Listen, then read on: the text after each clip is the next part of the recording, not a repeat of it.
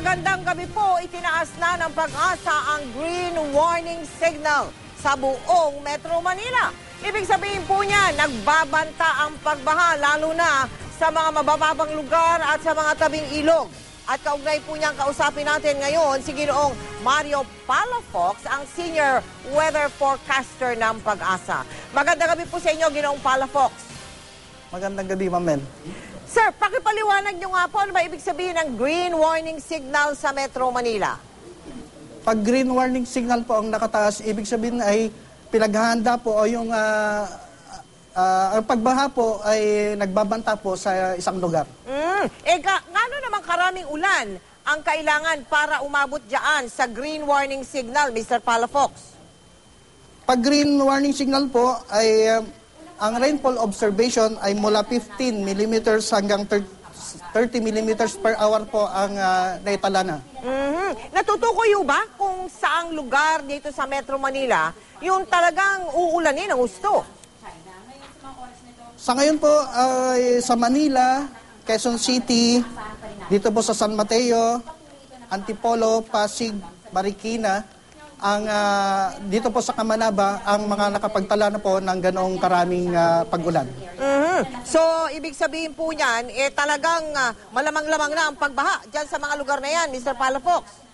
Opo, pag nagpatuloy po yung pag-ulan nito, ay malamang po ang magkakabaha po sa mga areas nito. Oo. Kanina po, nasa yellow warning signal pa lang ang Metro Manila. O ano naman po bang ibig sabihin yan? At saka yung ding red warning signal, Mr. Palafox. Paliwanag nyo nga po. Opo. Pag yellow warning po, ay pinapaalahanan po ang komunidad na pwede pong magkaroon ng pagbaha sa kanilang lugar. Ang naobserba pong upag-ulan sa lugar na yan ay mula 7.5 millimeters hanggang 15 millimeters per hour.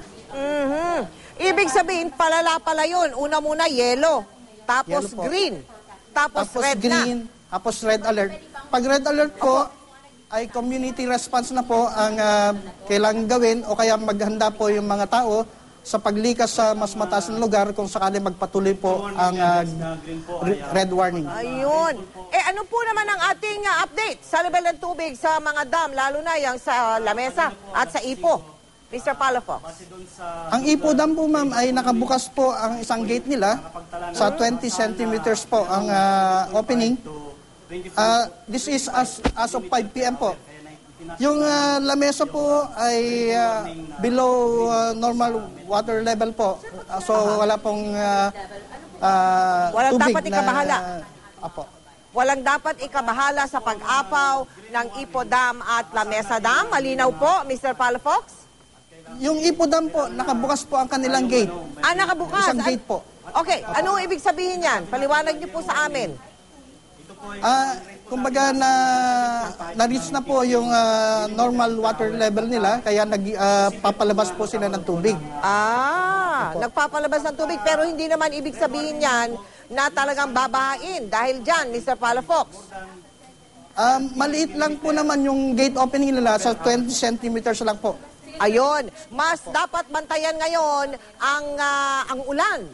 Ano po? Opo, bantayan po yung ulan at maging alerto po yung mga taong nakatira po sa mga river channels po. Opo, maraming salamat po sa inyo, Ginoong Mario Palafox, ang Senior Weather Forecaster ng Pag-asa.